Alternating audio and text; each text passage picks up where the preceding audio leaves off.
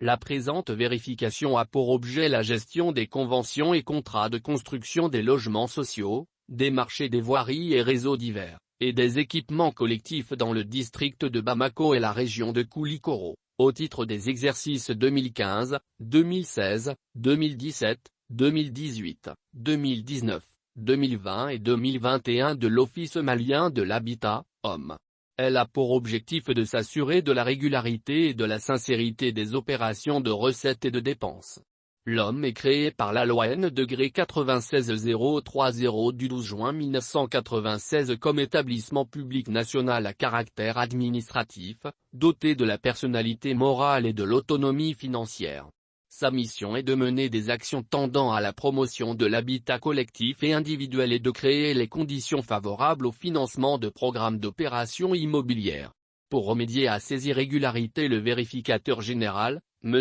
Samba Lamdou Bébi, a recommandé au ministre en charge de l'habitat d'éviter toute immixtion dans les prérogatives du directeur général de l'Office malien de l'habitat, et de respecter les clauses des conventions de partenariat pour la réalisation et la cession de logements sociaux relatives à la résolution des différends. Au DG de l'OM de respecter la procédure de passation applicable à la convention de maîtrise d'ouvrage déléguée, et les clauses de financement des conventions spécifiques de maîtrise d'ouvrage déléguée, d'exiger des sociétés immobilières la production des documents requis conformément aux clauses des conventions de partenariat pour la réalisation et la cession de logements sociaux et les procès-verbaux de réception provisoire avant tout paiement de travaux. À l'agent comptable de l'OM d'exiger les procès-verbaux de réception provisoire avant tout paiement de travaux. À la commission de réception des logements sociaux de se prononcer sur les travaux de voirie et réseaux divers dans les procès-verbaux de réception des logements sociaux. Au directeur des finances et du matériel du ministère en charge de l'habitat de veiller au respect de tous les critères de qualification dans la sélection des attributaires provisoires et d'exiger des attributaires provisoires des marchés la fourniture des pièces administratives requises pour l'attribution définitive.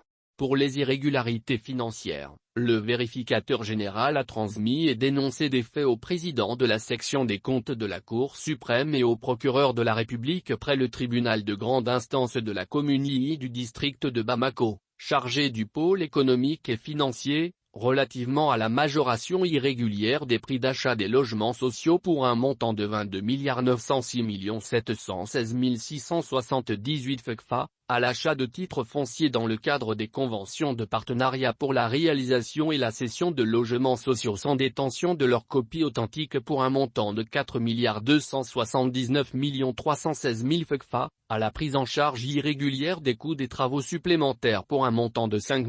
375 9 448 FCFA, au paiement de travaux hors site sans la garantie bancaire requise pour un montant de 159 991 492 FCFA, au paiement indu à des sociétés immobilières dans le cadre de l'achat de titres fonciers pour un montant de 802 241 062 FCFA, au paiement de la totalité du montant d'une convention partiellement exécutée pour un montant de 921 237 922 FCFA, à la non-application des pénalités de retard sur des marchés pour un montant de 34 677 399 FCFA, à la réception sans réserve de deux marchés non entièrement exécutés pour un montant de 4 694 540 FCFA. Le VG a aussi transmis des faits par au directeur général des impôts relativement au paiement d'incidences fiscales et douanières indues à des sociétés immobilières pour un montant de 9 642 668 849 FCFA, et aux faux enregistrements d'un marché pour un montant de 4 475 093 FCFA.